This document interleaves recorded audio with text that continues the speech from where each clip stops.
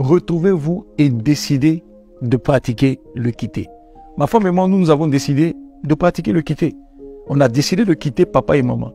Et on a traduit ça par des gestes. Par exemple, si ma famille décide, par exemple, de venir me voir parce qu'ils ont besoin d'argent, on a déjà développé, nous, un discours. Si ma famille vient me voir, je dis, ah maman, bon, tu connais les difficultés que je traverse en ce moment. Hein? Ah papa, actuellement c'est un peu chaud. Hein? Je leur présente notre réalité. Et quand je vais voir ma femme et que tous les deux, on décide de le faire, tu vois. Donc, la leçon c'est, s'il s'agit de dire non là, c'est moi je dis non à ma famille, elle dit non à sa famille. Mais quand en général on veut leur faire du bien, tu vois, je vais venir présenter l'affaire comme si ma femme dit que. Pourquoi on le fait? Parce que c'est très facile de connaître l'enfant des gens.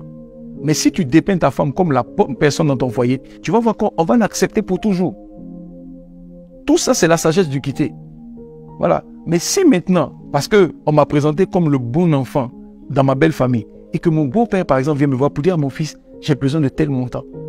Là aussi, on a développé un discours, cher ami. Oui. Si mon beau-père vient me voir, je dis, ah papa, toi aussi, tu vas pas mettre de l'argent, toi et moi. Non, papa, pardon, fallait voir ta fille. Qu'est-ce qu'on est en train de faire? On est en train de leur montrer le chemin. Le chemin, là, c'est si tu passes par ton enfant, papa, on va se battre pour faire. Mais venir me voir, moi, ça me fait honte. Nous, on développe ce discours. Pareil aussi pour ma femme. C'est ce qu'elle me dit dans ma famille. Donc, en général, quand ils suivent le bon chemin, on va se battre pour faire. Mais si on doit dire non, là, c'est ma femme qui va dire non chez elle. Et moi aussi, je vais dire non.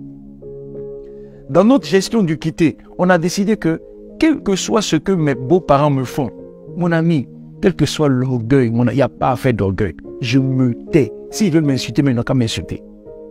Parce que si je parle, ce que je vais dire va être mal interprété. Donc je ne parle pas. Mais maintenant, s'ils ont fini donc de m'insulter et que j'arrive à la maison et j'explique à ma femme, je vais dire à ma femme, non, ma femme, tu ne peux pas laisser ça.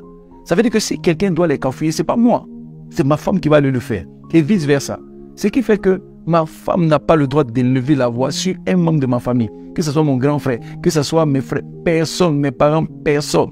C'est la règle de conduite. C'est ça la sagesse du quitter. Écoute, celui qui est en train de te parler, je suis jeune. Mais je te dis, frère, j'ai 20 ans de mariage. Donc laisse-moi te parler. C'est pourquoi l'émission s'appelle « Yé te parler ». Il faut être sage. Donc ça, c'est la gestion du quitter. Il faut, donc, avec la fiche là, faites cet exercice et décidez de quitter.